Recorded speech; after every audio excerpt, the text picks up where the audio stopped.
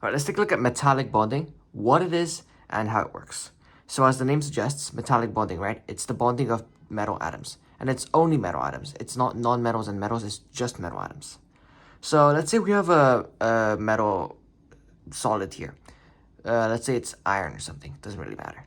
If we zoom into it a lot, we're going to be able to see the particles that make up this metal thing, right? Metal solid. So if we zoom in a lot, we're going to see that it's made up of a bunch of atoms, right? And these atoms are going to have nucleuses that are positively charged, because the nucleus is made up of protons and neutrons, right? And neutrons are neutrally charged and protons are positively charged. So the nucleus is going to be positively charged. And surrounding the nucleus, there's going to be electrons, right? So electrons surround the nucleus and electrons are negatively charged. So all atoms have electrons, right? The interesting thing with metallic bonding is that although the atoms in metals also have electrons, they're valence electrons, so the electrons in the outermost shell, they're not stuck to just one atom. So each of these metal atoms, these all have electrons of their own, but those aren't going to be any, there's not going to be any valence electrons within these atoms. Instead, the valence electrons are free to move about different atoms. So these valence electrons aren't just stuck to one atom, it's free to move about. And if we draw this again, there's going to be a nucleus here, right? Positive atom. And it's going to be surrounded by electrons, but it doesn't have a valence electron because this atom is attracted to another valence electron. And this atom, another atom, is going to be attracted to this valence electron. And this could be attracted to another valence electron. And this could be attracted to another valence electron. So the valence electrons, they're free to move about different atoms. We call the free movement of electrons delocalized electrons. Delocalized electrons. It's kind of like, so the atom stuck to this atom will be, the electrons I mean, stuck to this atom will be localized electrons because it's local to this atom, right? Delocalized, it's not local anymore, so it's delocalized electrons. Okay, so how does this work? So electrons, the valence electrons, they get donated into a pool, a shared pool of electrons, and they become delocalized. So it's a shared pool of these delocalized electrons that are free to move about.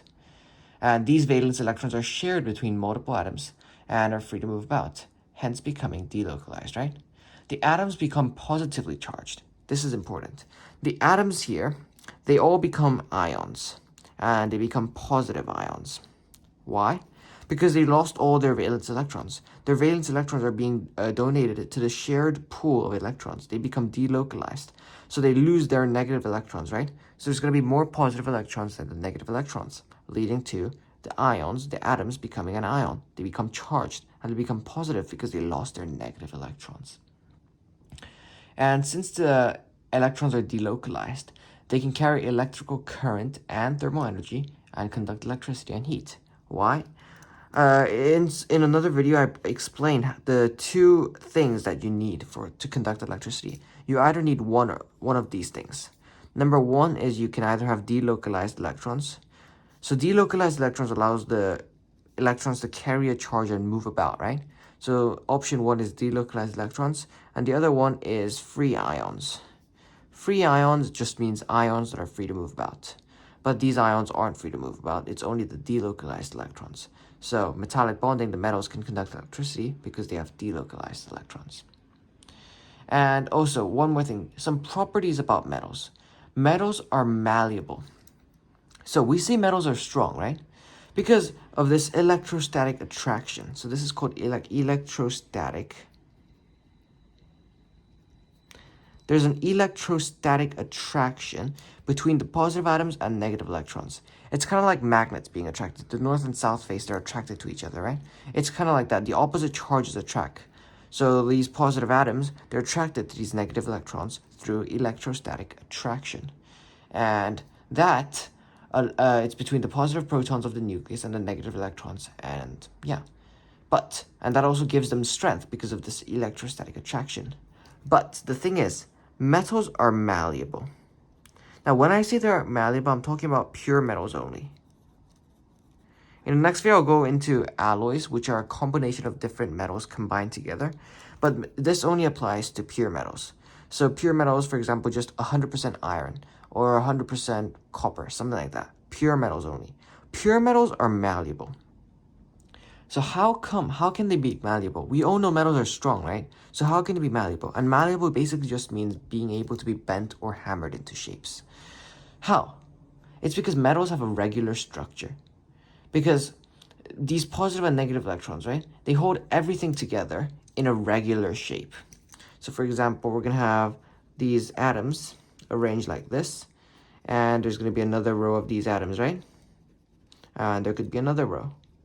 Because they're arranged in such regular shapes without any bumps or anything, this row could move here, this row could move left, this row could move right.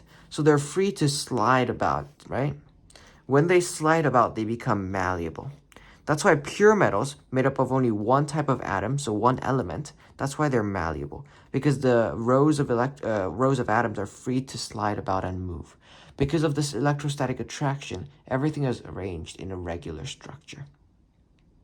But remember, this only applies to pure metals.